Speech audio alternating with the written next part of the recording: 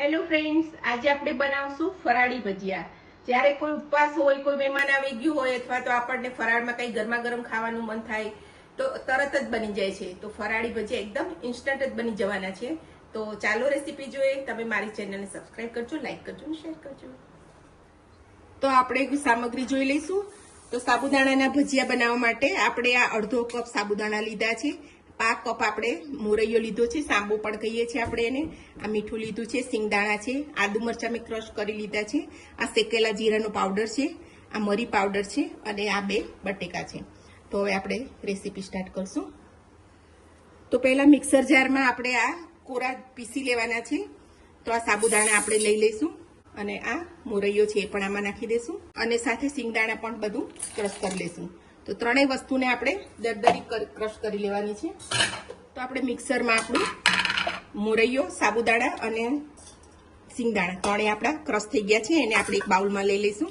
તો આને આપણે સાઈડમાં રાખીશું અને આ બટેકા મેં ધોઈ લીધા છે અને છોલી લીધા છે, એને આપણે આમાં ક્રશ કરી લેવાના છે. તો એને આપણે આમાં રફલી ચોપ કરી લઈશું મિક્સરમાં અને આની અંદર આપણે 2 થી 3 ચમચી દહીં નાખી દઈશું. મારું દહીં બહુ ખાટું નથી તો 3 ચમચી એડ કરી દઉં છું અને આને આપણે ક્રશ કરી લેવાનું છે. તો આપણા બટેટા એકદમ સરસ ક્રશ થઈ ગયા છે. એને આપણે આમાં નાખી દઈશું. હવે એની અંદર મસાલા કરી લઈશું. આ આદુ મરચાંની પેસ્ટ છે એ પણ આપણે એમાં એડ કરી દઈશું. તમારે ઝીણા મરચાં કાપીને નાખવા હોય તો નાખી શકો છો. આ મરી પાવડર છે, 5 ચમચી મેં મરી પાવડર લીધો છે. આ છે શેકેલા જીરાનો પાવડર, એ પણ આમાં એડ કરી દઈશું અને સ્વાદ પ્રમાણે મીઠું. તો મીઠું આ 1 ચમચી જેવું મીઠું જોશે અને આ લીલા ધાણા ધોઈને મેં કાપી લીધા છે એ પણ આમાં નાખી દઈશું. અને હવે આપણે થોડું પાણી નાખી અને લોટ તૈયાર કરીશું. આ મિક્સરમાંથી આપણે ધોઈને નાખી દીધું છે જેથી આપણું વેસ્ટ ના જાય. થોડુંક પાણી નાખી અને આપણે એનું બેટર તૈયાર કરી દેવાનું છે. બહુ ઢીલું નથી કરવાનું, પણ અત્યારે ઢીલું લાગશે પણ થોડીક વાર આપણે એને પલાળી રાખીશું એટલે સાબુદાણા અને બધું આપણું પાણી શોષી લેશે.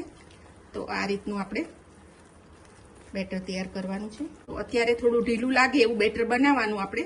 પછી એને 10 મિનિટ આપણે રેસ્ટ આપીશું, ત્યાં સુધી બધું પાણી આપણું શોષાઈ જશે. તો 10 મિનિટ થઈ ગઈ છે તો આપણું પાણી થોડું શોષાઈ ગયું છે. એની અંદર આપણે હવે સોડા નાખી દઈશું. નાની 5 ચમચી જેવી આપણે સોડા નાખી દઈશું. એની ઉપર આપણે આ લીંબુનો રસ નિતારી દઈશું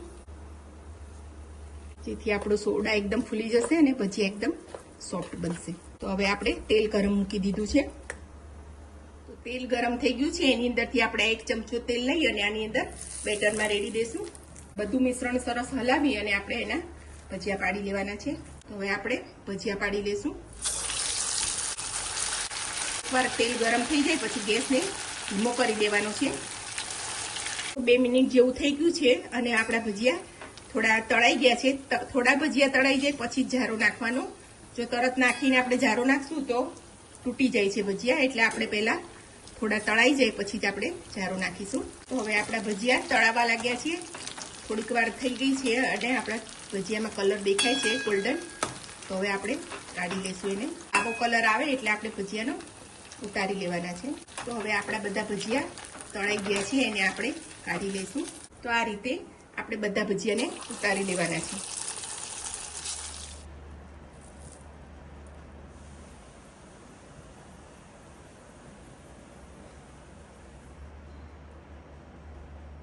તો આપણા ફરાળી ભજીયા તૈયાર થઈ ગયા છે. તે ઇન્સ્ટન્ટ જ બની જાય છે, એની કોઈ વહેલા પ્રિપેરેશન કરવી નથી પડતી.